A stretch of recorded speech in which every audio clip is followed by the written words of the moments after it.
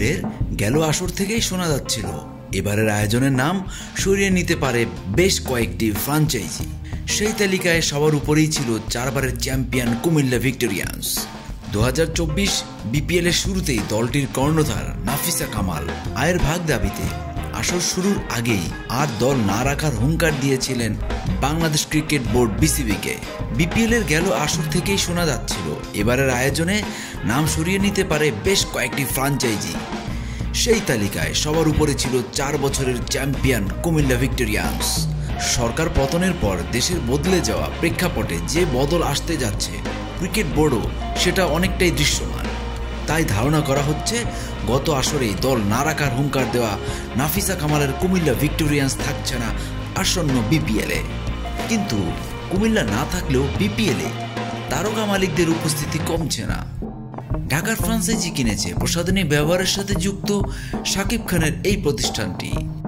রিমাক ও Harlan নামের এই প্রতিষ্ঠানের সঙ্গে চলতি বছরের শুরুতেই যুক্ত হয়েছেন শাকিব।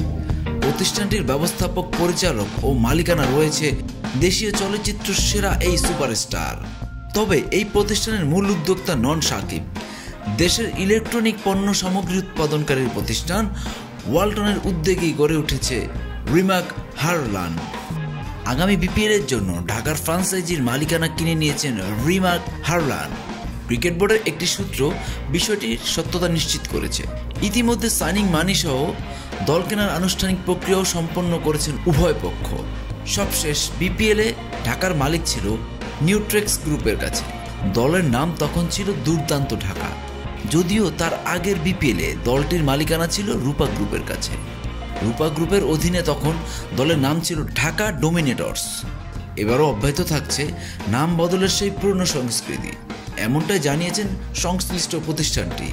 এবারের বিপিএল শুরু হওয়ার সম্ভাবনা রয়েছে বছরের শেষ দিকে, আর আগামী সেপ্টেম্বরের যে কোনো সময় হওয়ার কথা প্লেয়ার্স ড্রাফট।